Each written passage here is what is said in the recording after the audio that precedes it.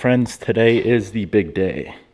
This thing is going back to the shop. Good morning, guys. Welcome back to the channel. Welcome back to another NSX episode. We got this thing painted yesterday, let it cure and sit overnight. Man, oh man, this thing looks good. Let's rip all of this masking off, and we got to tow this thing back to my shop.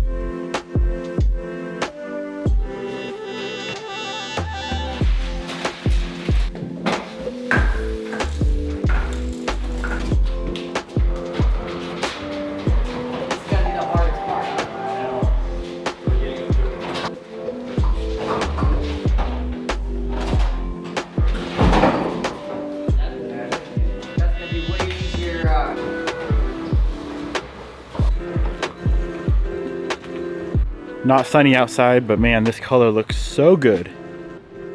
Look how bright it is. Pearl laid out perfectly.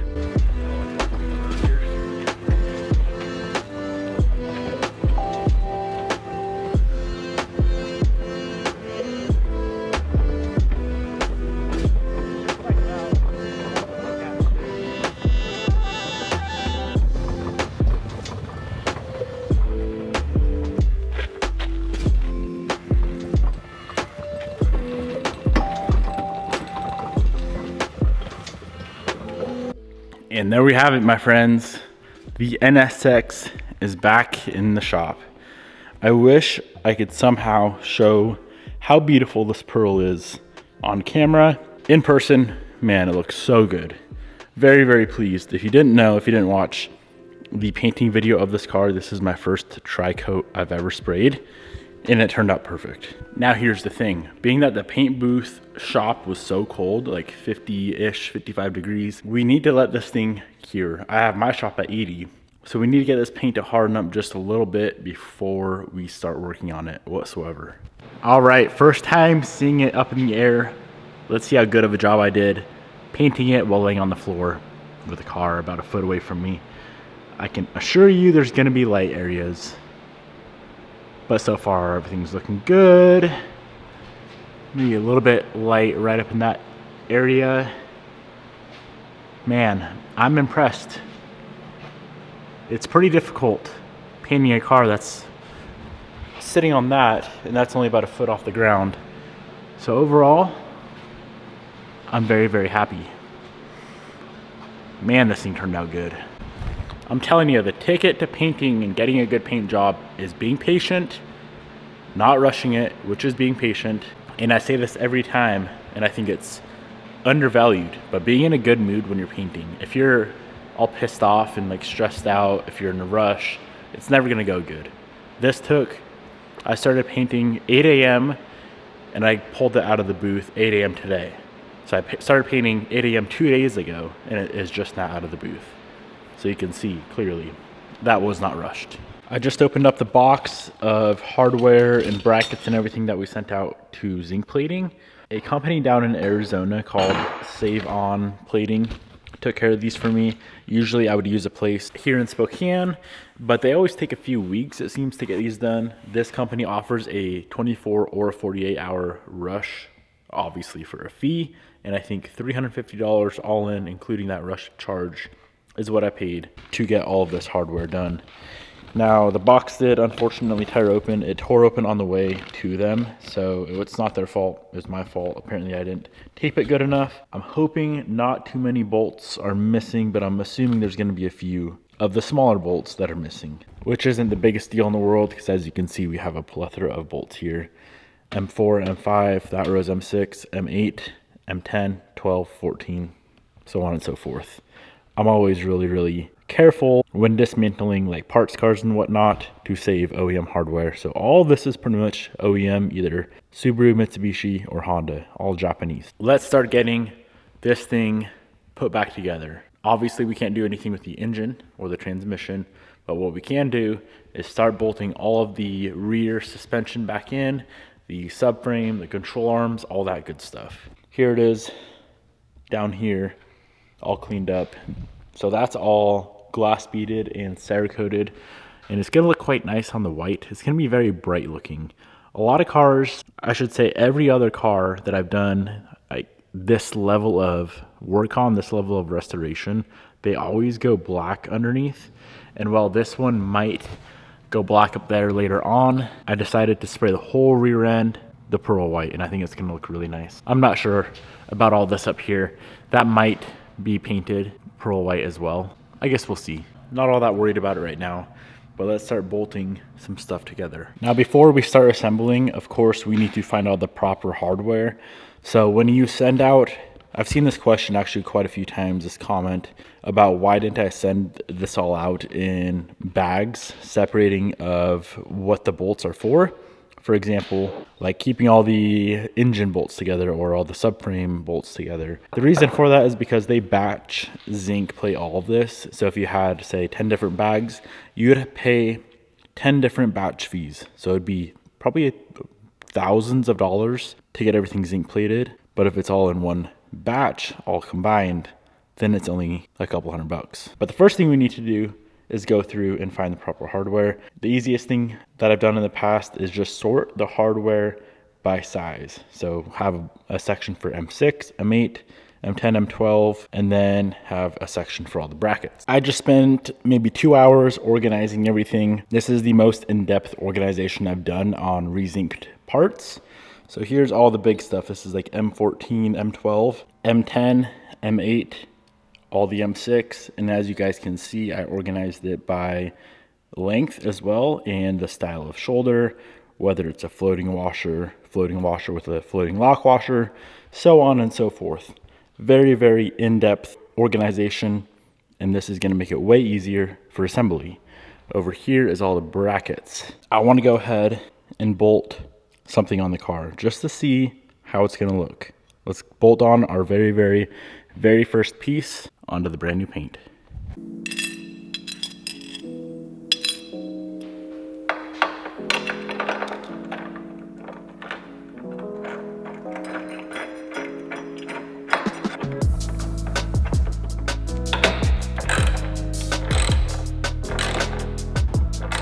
The zinc against the pearl white, man, that is a look to die for.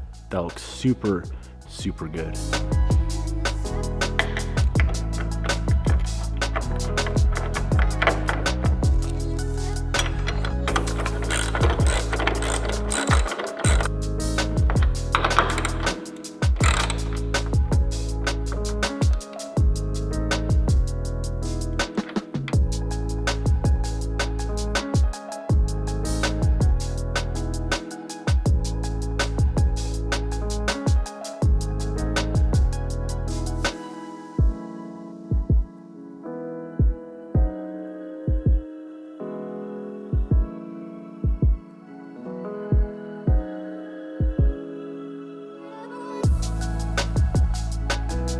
All right, guys, let's start moving on to things like the subframe, control arms, knuckles, stuff like that. Now, before we assemble all that, there are a few pieces on this pellet here that are for that assembly.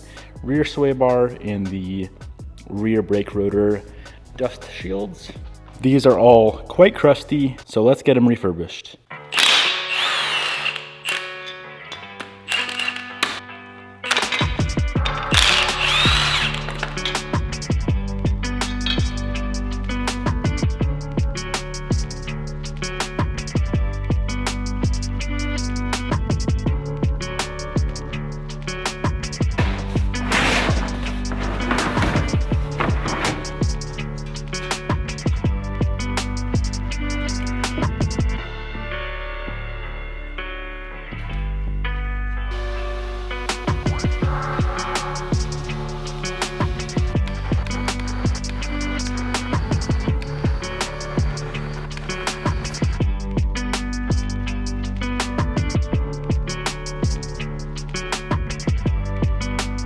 right, so I powder coated these parts here. Everything else in the undercarriage was aluminum, so that all got glass beaded and Cerakoted. But the blackjack from Prismatic Powders is such a nice looking OEM finish powder that you can't go wrong with that. If you do want to pick up this powder, I'll go ahead and link it down below. Let's see how it's gonna look against the freshly Cerakoted pieces. That's gonna look good. All right, let's start getting this stuff bolted up.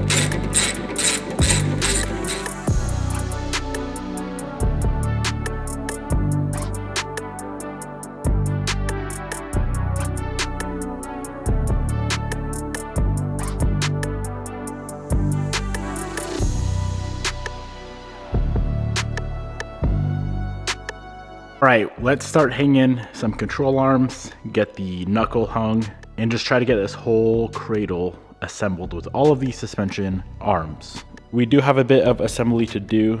So here is the rear knuckle.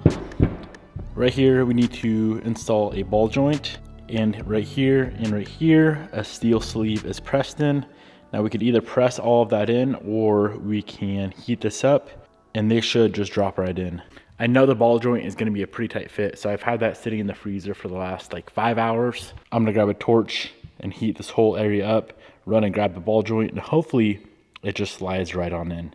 As you can see, there's not really a good way to press it in. It does have to go in through that right there, and a bar trying to press it in would hit that.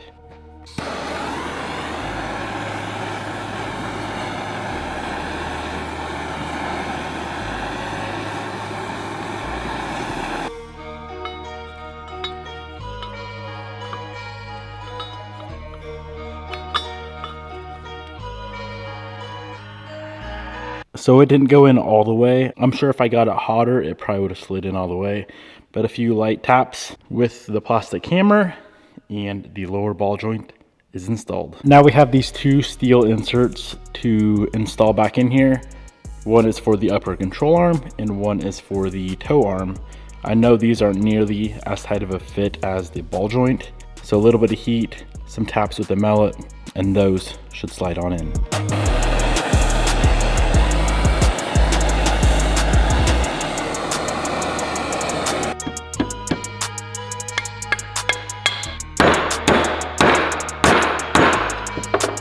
Knuckle is complete. The first thing we're gonna do is hang the upper control arm and then hang the knuckle off the upper control arm. And then we will install the lower control arm and the tie rod.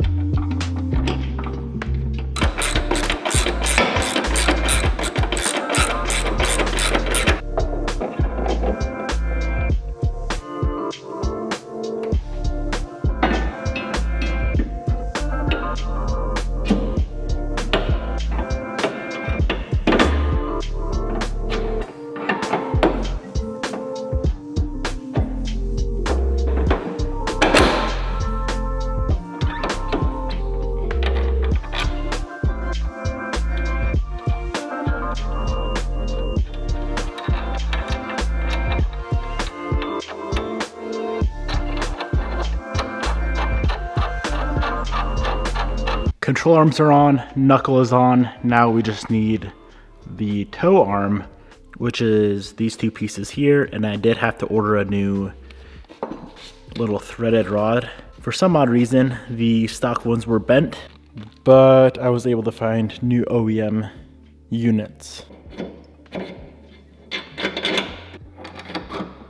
So either I was too cheap to buy new lock nuts, or I forgot. They were $1.37 per nut, and it's like a opposite thread, so you can't just go get random nuts. But either I was too cheap or I forgot, because now we don't have lock nuts. I threw the old ones away. It would be cool to get those zinc plated as well. If we have to send in more parts for zinc, I'll pull those off and send those in too. Making some really good progress. We need to go ahead and torque down this nut, because as soon as we put on the brake rotor dust shield, the backing plate, we won't have access to that nut. So let's get that torqued down, get the cotter pin installed, and we can keep assembling.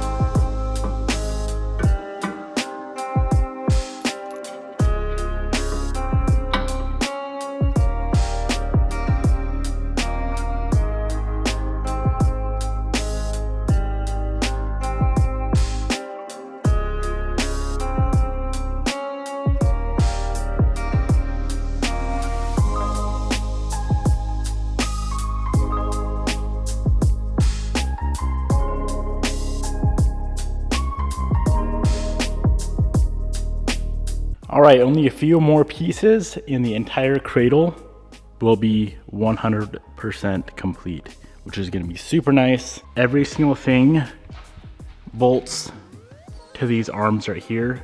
So if we need to pull the whole entire cradle out of here with all of the control arms and everything, it's only gonna be about 8 bolts, maybe 10.